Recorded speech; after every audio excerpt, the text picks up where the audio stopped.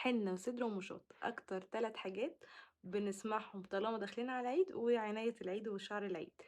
أول حاجة، هل إحنا محتاجين فعلًا نستخدم حنة وصدر ومشاط نواه تمر كل ده والّا لأ؟ أنا النهارده جاية أقول لكم كل اللي أنتِ محتاجاه إن أنتِ تعرفيه عن الحنة والصدر والمشاط.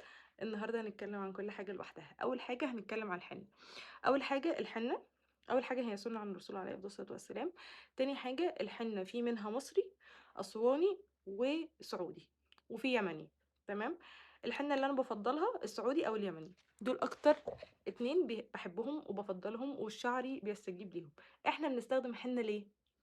الحنة أكتر حاجة بتغذّي الشعراية، بتغذّي الشعراية بمعنى إيه؟ بتخلّي الشعراية سميكة، ماسكة نفسها، ما تُقعش بسهولة، ترطّب الشعراية وتغذّي الشعراية كده وتخلّي شعرِك ما شاء الله اللهم بارك سميك وتقيل، بتتقّل الشعر مع الوقت، بس لازم ولا بُد الاستمرار عليها. ما ينفعش نعمل حنة مرّة ونبقى مستنيين بقى خلاص شعري يبقى خطير، لأ، إحنا محتاجين الحنة والصدر والمشاط، نواه التمر، أي حاجة للشعر لازم إن إحنا نستمر عليها مدة طويلة. أنا عشان أشوف نتيجة من الحنة حنيت شعري أكتر من 18 مرة السنة اللي فاتت، عادي، كنت باحني كل 10 أيام، أنا حُرة.